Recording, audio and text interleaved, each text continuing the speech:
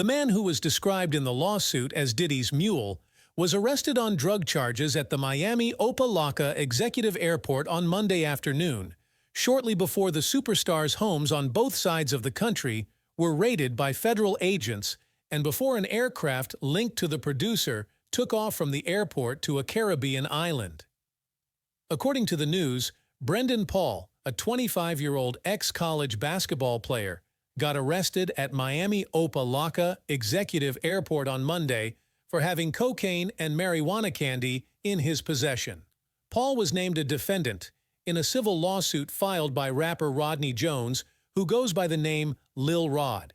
He claimed that Paul worked for the rap mogul from November 2022 to September 2023 to obtain and distribute Diddy's guns and drugs. If you are interested in this kind of content, subscribe now.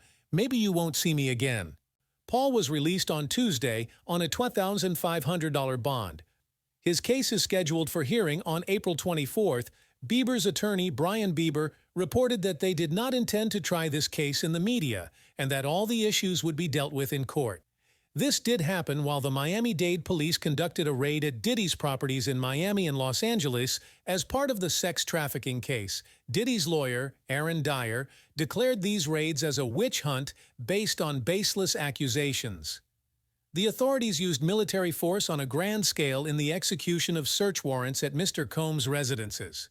Dyer said to the U.S. media, "This is the first time ever that an ambush of this kind is witnessed, with a sophisticated and well-organized media coverage. This has led to a rush to judgment against Mr. Combs, and this is nothing but a witch hunt based on empty allegations made in civil lawsuits." Diddy was sued by his ex-girlfriend, who was Cassandra Ventura, and she was signed to his Bad Boy label. In her suit, she said that he coerced her into having sex with numerous men in many cities of the USA over a period of time. Notwithstanding the fact that the case has been settled, it was followed by more complaints, including one in December by a woman who accused Combs of gang raping her with other men when she was just 17. Diddy, through his lawyer, was simply denying the accusation. No criminal or civil charges have been made against him with these allegations.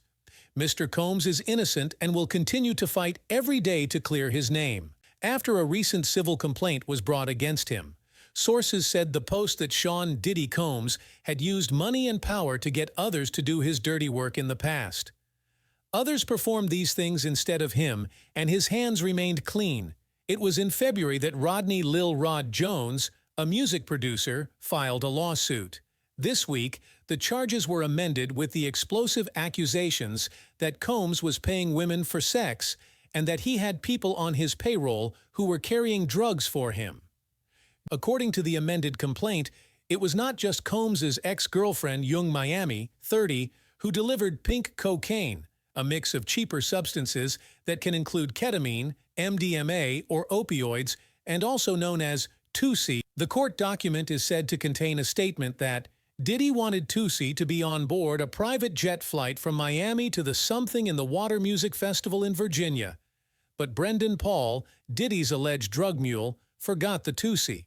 City Girls rapper Yung Miami, whose real name is Karacia Rameka Brownlee, in an open relationship with Combs from 2021 until late last year, during which time Diddy had a child with another woman, model Dana Tran.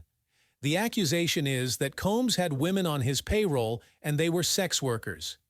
Jade Ramey, a wellness coach and Instagram influencer who claims to be paid a monthly stipend by Combs for sex work, is mentioned in Jones's amended lawsuit.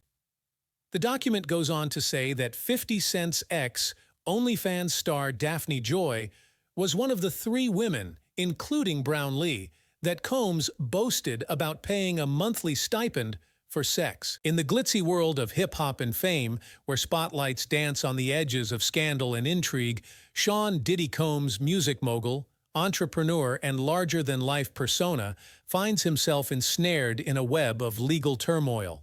The saga began last November, and since then, it has unfolded like a gripping thriller, revealing dark secrets, accusations, and high-stakes drama. Let us delve into the chapters of this riveting tale. Cassie Ventura's lawsuit, A Love Gone Sour. In the autumn of 2023, R&B singer Cassie Ventura, once entwined in a tumultuous relationship with Combs, stepped into the spotlight.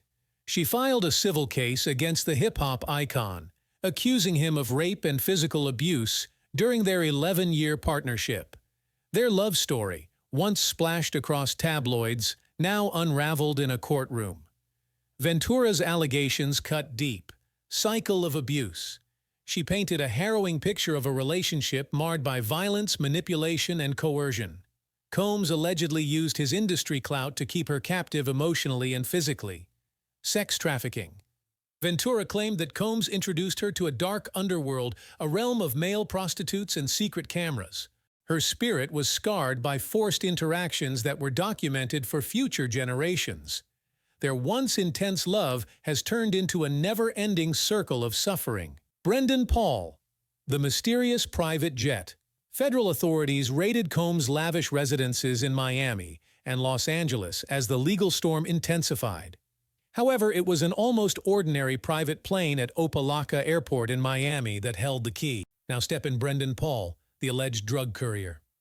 Undefined, the intercepted journey. Paul, a young man of 25, had to make a decision. Federal agents foiled his attempt to board the private jet owned by Combs. What was actually in the luggage compartments of the airplane? Hints to Combs' supposed misdoings? The contraband, the drug suspects that they were carrying cocaine and marijuana sweets. Paul had these illicit treasures. Was he a puppet in Combs' game or a blind participant? The unanswered questions. What drove Paul to take such a risk? Was he a loyal follower, an opportunistic desperado, or a minor player in a bigger game?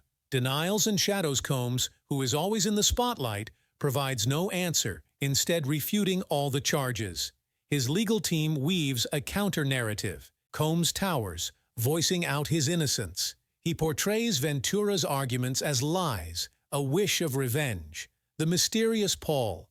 Who is Brendan Paul, the leader of the campaign? Whether a messenger or a spy with his own secrets, it is hard to say. The unfolding drama. When the courtrooms are full of expectancy, the public shouts out for the next play.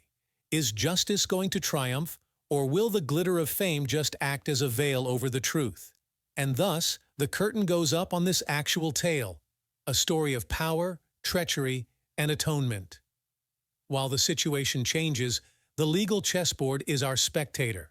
But we are just as breathless to know which piece will fall next. An insider told TMZ on Wednesday that Cassie, who accused Combs of rape and abuse in November, is one of many witnesses who are cooperating with federal investigators as they investigate the claims of sex trafficking.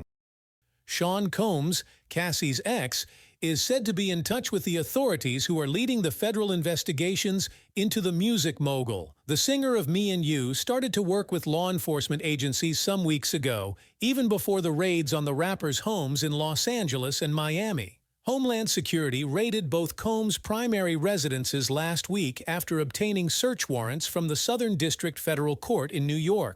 Besides, other women are also in touch with federal investigators who are working on the same case.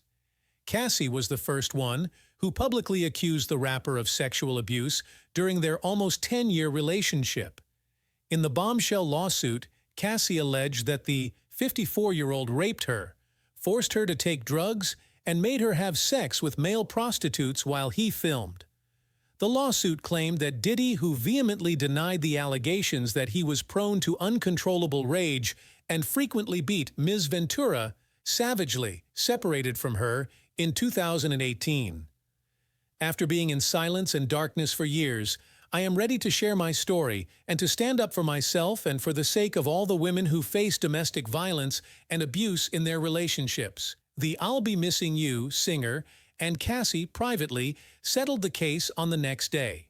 He has been accused by several other people of sexual assault, including producer Rodney Lil Rod Jones. Jones sued his ex-employer in February 2023 because he alleged that the ex-employer had been sexually assaulting him from September 2022 to November 2023. The producer accused Diddy of rubbing and touching his private part on the pretext of grooming him into sex. But Jones asserted that Combs would be trivializing his sexual advances as horseplay.